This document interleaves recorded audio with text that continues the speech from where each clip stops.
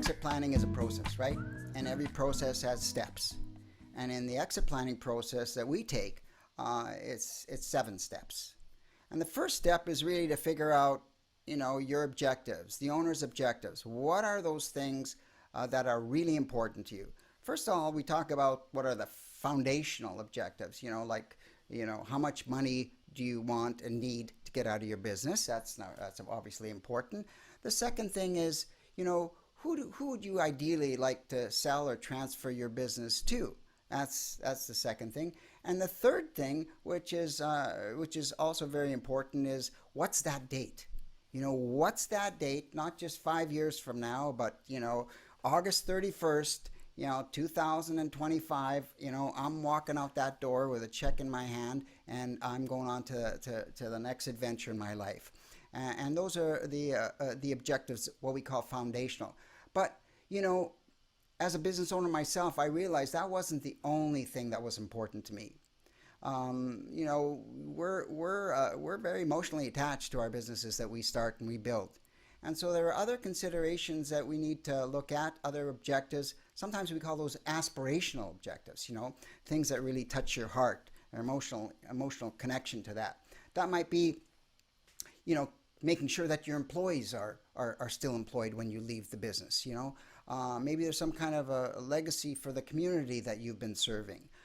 There might be some other things that you want to accomplish, whether it be charitable or some other aspirational goals. We talk about all those things, and we ask all the questions, what's really, really important to you, so that when you leave your business, you're going to be leaving not only with a check in your hand, but something warm in your heart, right? You're going to be feeling that. And that's the first step. The second step is, given your goals and given where you're trying to get to, we figure out, where are we at now?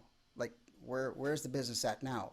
Like, what is the business worth? We might get a preliminary kind of valuation on your business, getting an independent third party come and look at your business and say, this is what your business is worth today. And then we kind of figure out, what is your assets? What are your assets outside the business? We want to know, maybe you have a financial planner that can help with that. We bring together those two numbers and we figure out, is that going to be enough money? If you get what the business is worth today and what you've got in the bank and other investments today, is that going to be able to sustain the lifestyle for you and your family and any other, estate planning issues that you have? You want to leave money for the kids and all that. Is that going to be able to sustain you for the rest of your life? And if it is, great. Then you can sell today if that's what your business is worth. But if it's not, then we have a gap, right? And that's the gap analysis that we do at the beginning. Figure out where is the gap between where you want to be and where you are now. Once we know what that gap is, then we can start to put some strategies in place. Then we can start to figure out, what do we need to do to maximize and protect the value of your business. Maximizing meaning focusing on those value drivers that business buyers are willing to pay for. When we say protecting the value, we look at tax considerations, what we can do to minimize the tax. Maybe you have personal guarantees with the business that we want to, get off your plate. So that's kind of the third step. And then we want to really look at what is the best option, to selling. Is it to transfer internally? Is it to, maybe you've got a management team in place you would like to see carry on the business? Maybe you've got kids, that want to carry on in the business. Those are some of the options in terms of transfer. Now, if we look at an outside transfer, that might be, a third-party buyer, someone coming out and buying your business. It might be, an investment group coming in to buy your business. So there's a variety of different options when you look at an external sale versus an internal sale, right? Internal transfer. But either of those options have positives and negatives, and we evaluate them against your objectives again. We go back to your objectives. Is that going to fulfill your objectives if we sell it to an investment company, or if we sell it to your management team or to your owners or to your kids? Is that going to accomplish the objectives that you have?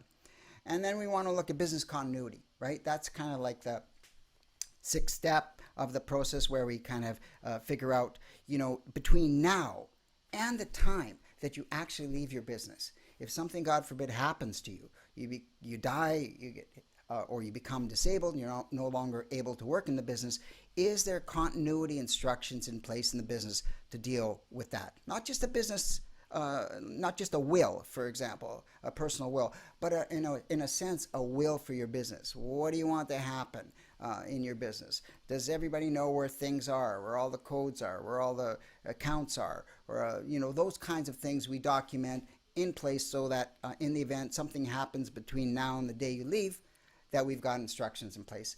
And finally, really importantly, you've got this money that you get out of your business at the end of it. What are you going to do with that money? How are you going to spend it? How are you going to invest it? Well, we bring in your financial planner right at the beginning of the process to figure out really, first of all, what we got to start with.